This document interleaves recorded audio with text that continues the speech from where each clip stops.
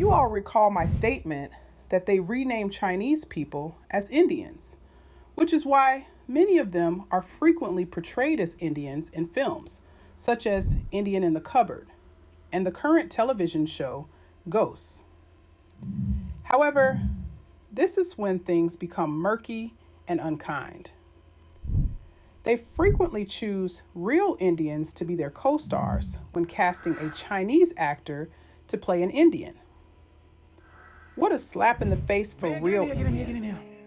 So, you know I did something for our people. That's gonna make you smile.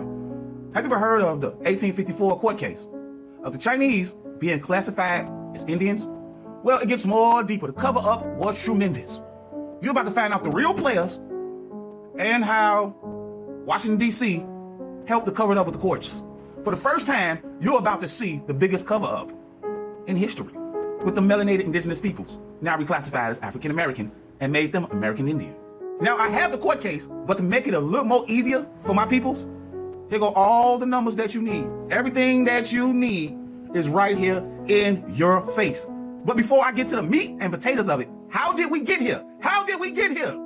Well, you might want to take a screenshot because this is how it all started. In this court case right here, where America lost, which is the corporation, 1,000,000 miles, they gave it back to the so-called 5 civilized tribes, or the mound builders, right? Or the mound builders. So they had to come up with a plan to take America back sneaky, underhandedly. But you can take a screenshot.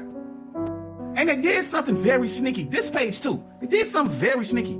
They actually put it on the Civil Rights Act of 1964, Dr. Martin Luther King. But then they put it in the Moore Treaty. What the Moorish Treaty has something to do with this? Moorish Treaty, right? Moorish Treaty. You can see how it all started, right? So they needed a plan. What was the plan? To make these peoples right here replace us. Now let me show you something. It's kind of crazy. You see this chart right here? Where this birthplace is China.